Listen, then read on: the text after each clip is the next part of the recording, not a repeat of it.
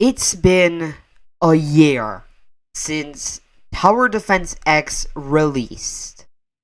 A short, but eventful year at that.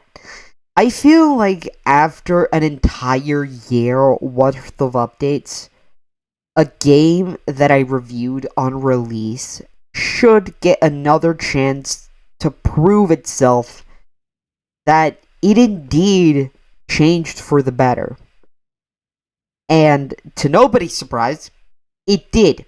It blew me away out of the park.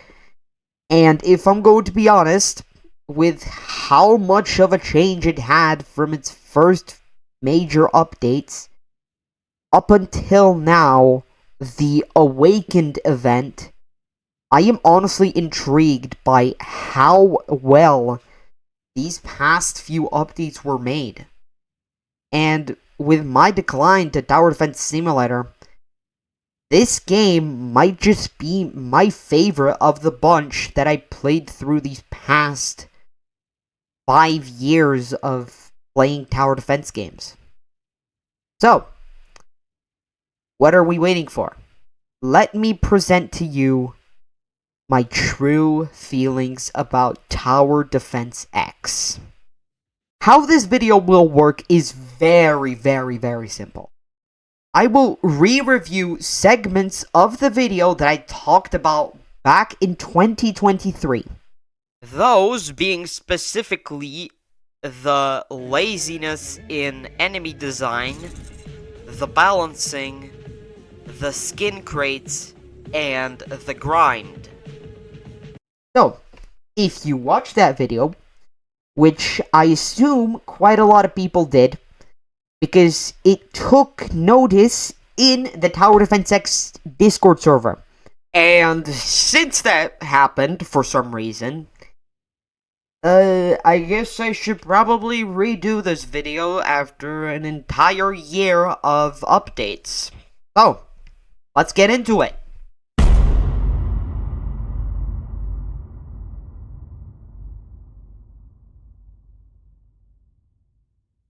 When I first reviewed Tower Defense X, this was one of my points.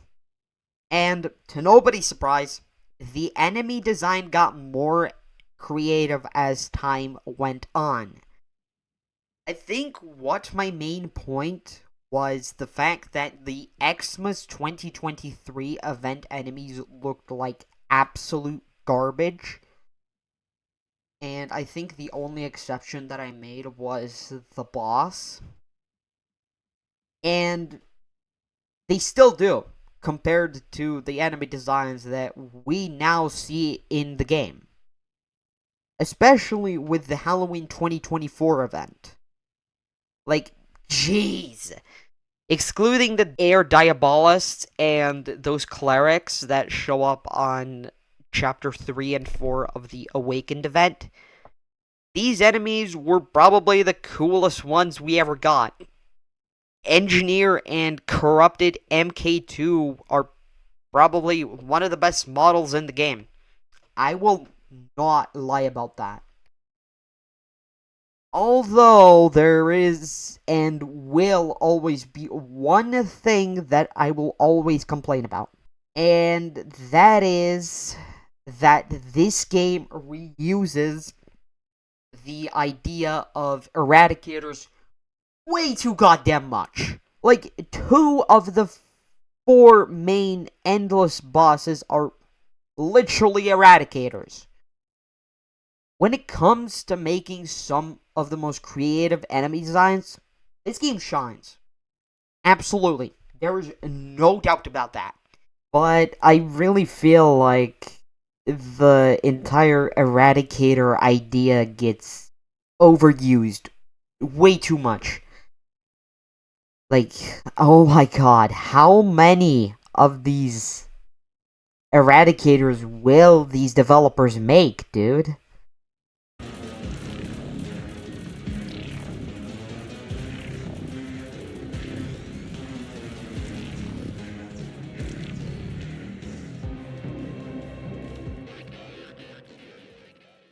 If there's one thing that I know I changed my opinion on. That's going to be the balancing. TDX has a much more different approach to balancing, and I think that's completely fine. How I first viewed Tower Defense X is one that I should honestly be ashamed of.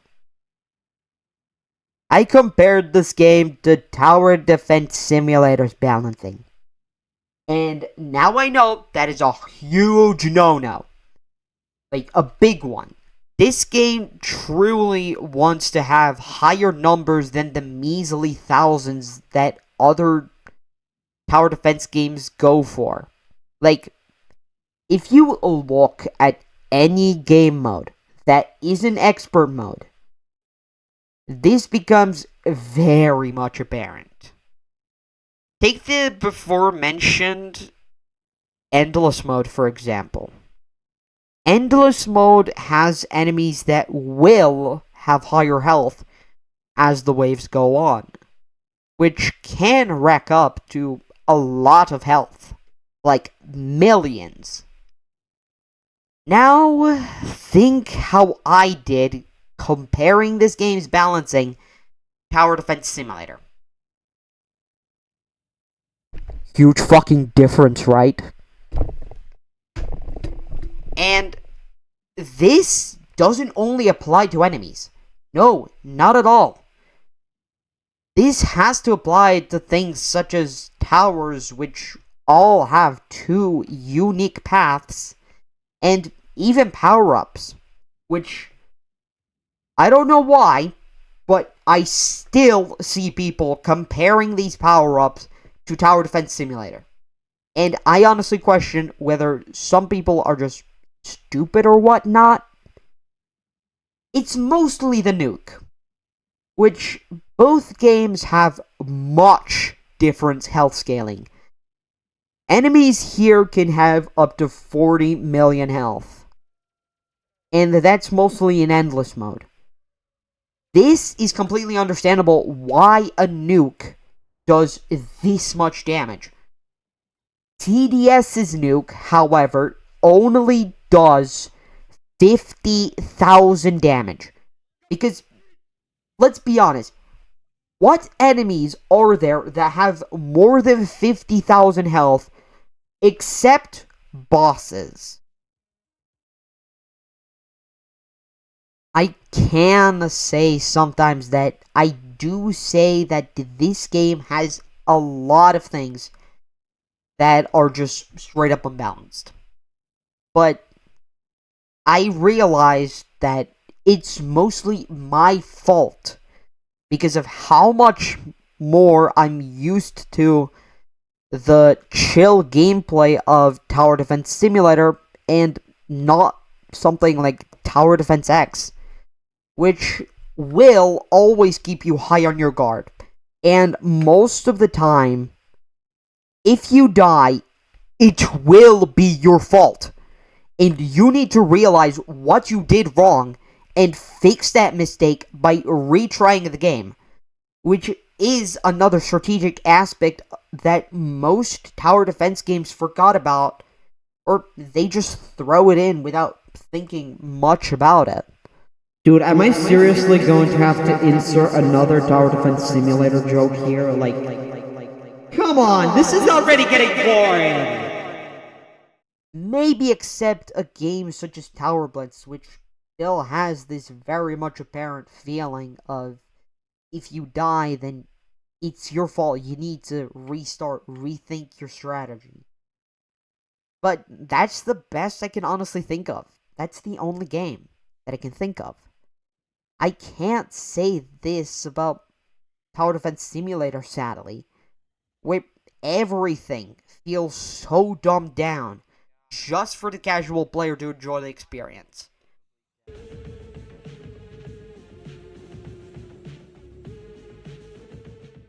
Oh boy. We all know how much of a fuss the skin crates were when they first released in 2023, right? Well, I sure know that I looked at the skin crate system in a much more negative spotlight.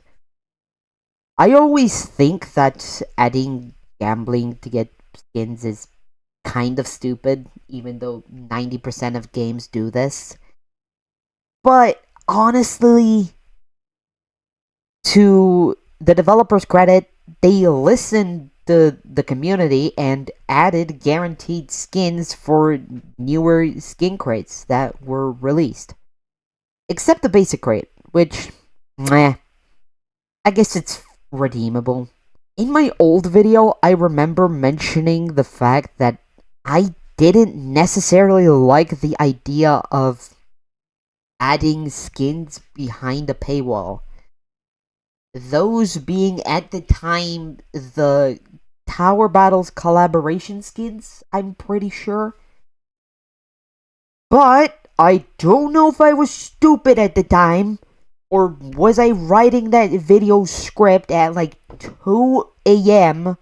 trying to desperately finish it, because from what I know, and after researching a bit, Tower Defense Simulator, ever since October 2019, did this exact same thing with the premium crate, and keeps using skin crates costing Robux to this day.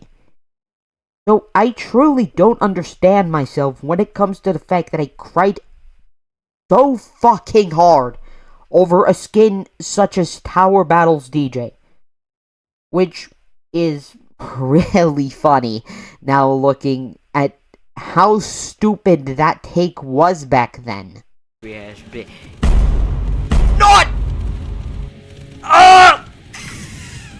I remember one of my last points being that the grind was stupidly long. And now, that is just stupid to say. When I looked back at what I said before, I truly thought I lost my mind. Like, seriously. If there is one thing that I want in a tower defense game, that's for it to be long, but rewarding. Something I absolutely loved about Tower Battle's structure. Seeing people say that this game has one of the hardest progression systems baffles me. Because just by playing a bunch of endless mode games, even with randoms, you can truly get a good fortune. That's how I get most of my money nowadays as a casual Tower Defense X player. You even got those strategies that if you're a guy that for some reason plays tower defense games, not for the strategy, they can truly make your game a blast with how quickly you can get money that way.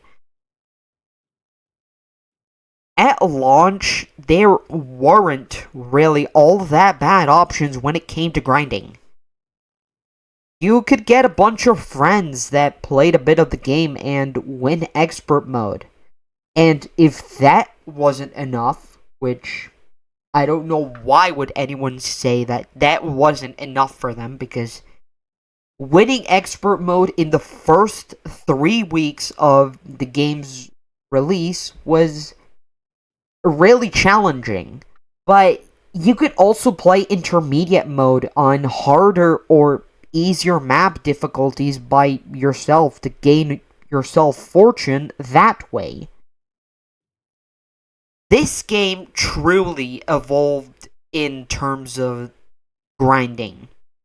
Having so many ways to grind that you won't find a method that will bore the hell out of you.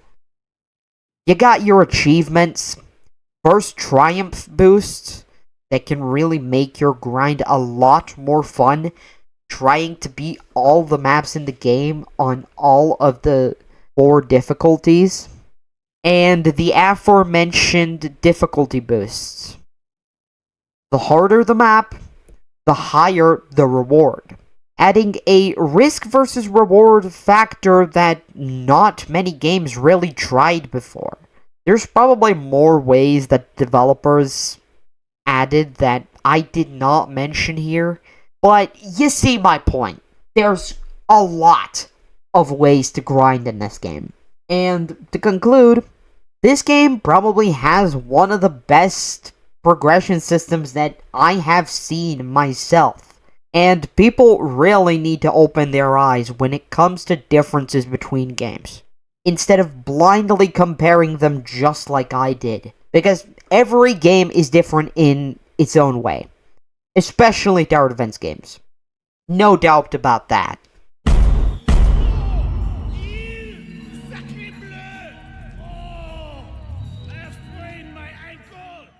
Honestly, looking back at the first video that I made on this game, being that exact review that made me have such a bad reputation in the Tower Defense X community, I should probably be ashamed of myself for how quick I was to assume.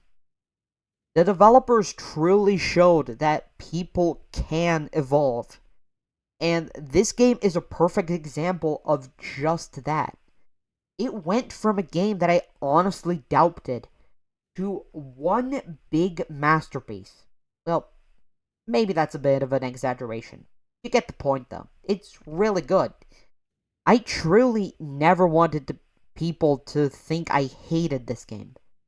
But I guess people still think I'm a hater that doesn't want to look at things on the bright side, which I think that's probably my fault. Yeah, anyway, I think I'm going to end off the video here. I don't have much to say at all. If you liked my video, go ahead and subscribe. It helps out a ton. And if I got something wrong, be sure to tell me in the comments, because I know I probably said something without looking more deeply into the subject. You could always comment your opinion if you didn't like something that I said. I'll be glad to hear what other people think of this game. Alright, thanks for watching. This was VirusDetected, and goodbye for now. See you